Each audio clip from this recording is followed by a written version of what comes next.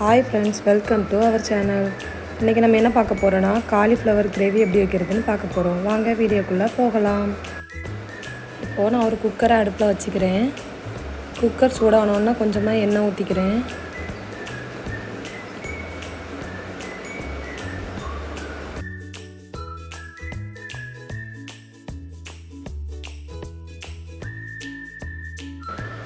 எண்ணெய் சூடான உடனே கொஞ்சமாக கடுகு சேர்த்துக்கணும்.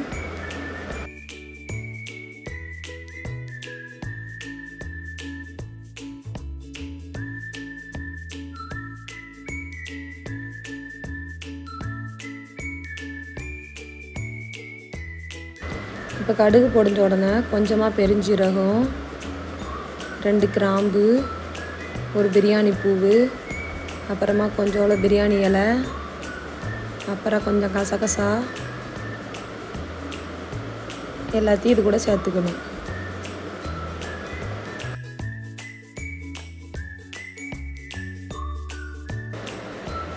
இப்போ பெரிய வெங்காயத்தை இது கூட சேர்த்துக்கிறேன். இது வதங்க தேவையான அளவு கொஞ்சமாக உப்பு போட்டு வதக்கிக்கணும்.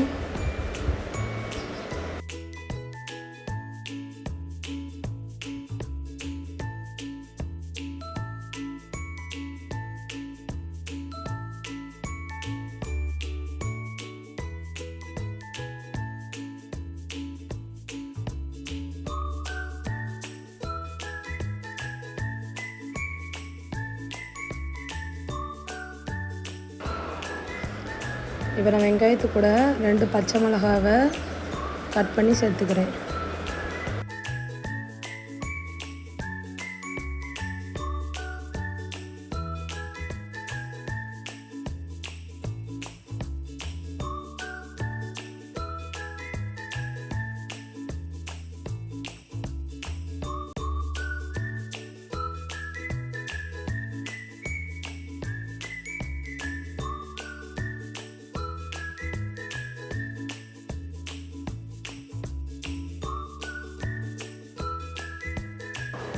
இப்போ வெங்காயம் பொன்னிறமாக வதங்கிருச்சு. இதில் நான் ஒரு உருளைக்கிழங்கு கட் பண்ணி சேர்த்துக்கிறேன்.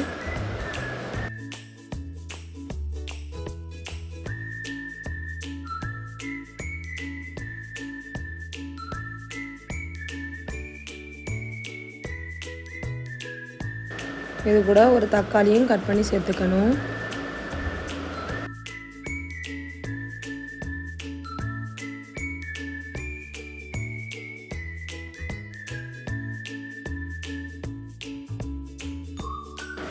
இது கூட கொஞ்சமாக மஞ்சத்தூள் சேர்த்து வதக்கிக்கணும்.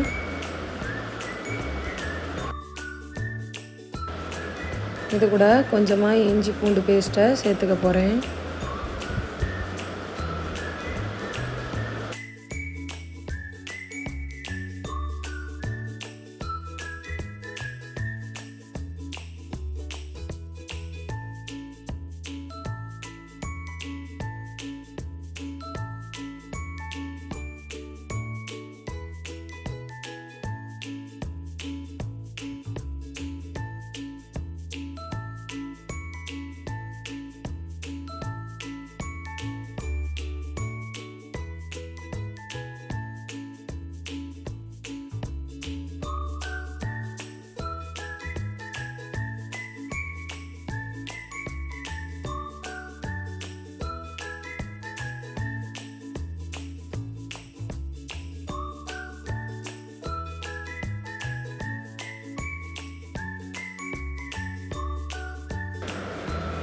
இதில் நான் க்ளீன் பண்ணி வச்சுருக்கிற காலிஃப்ளவரையும் சேர்த்து வதக்கிக்க போகிறேன்.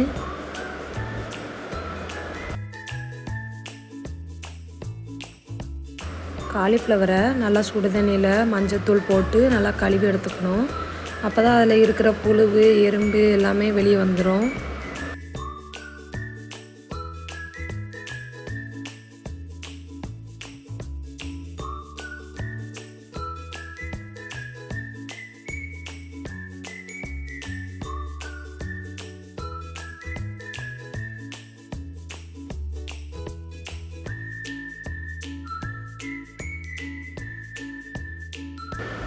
இப்போ இது வதங்குறதுக்கு தேவையான அளவு உப்பு சேர்த்து வதக்கிக்கணும். இப்போ இது கூட நான் கொஞ்சமாக தயிர் சேர்த்து வதக்கிக்க போகிறேன்.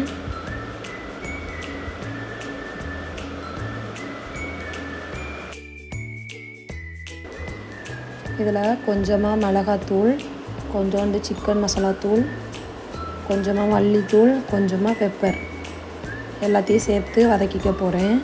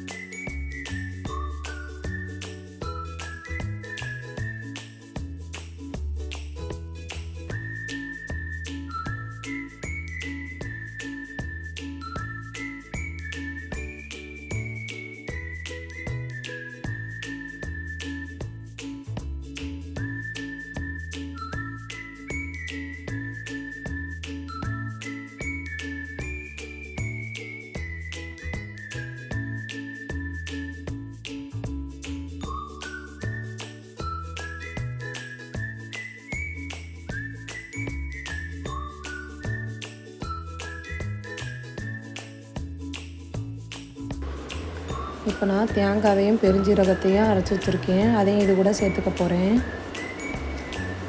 சேர்த்து நல்லா வதக்கி தேவையான அளவு தண்ணி ஊற்றி வதக்கிட்டு ஒரு 3 விசில் வச்சு எடுத்துக்க போகிறேன்.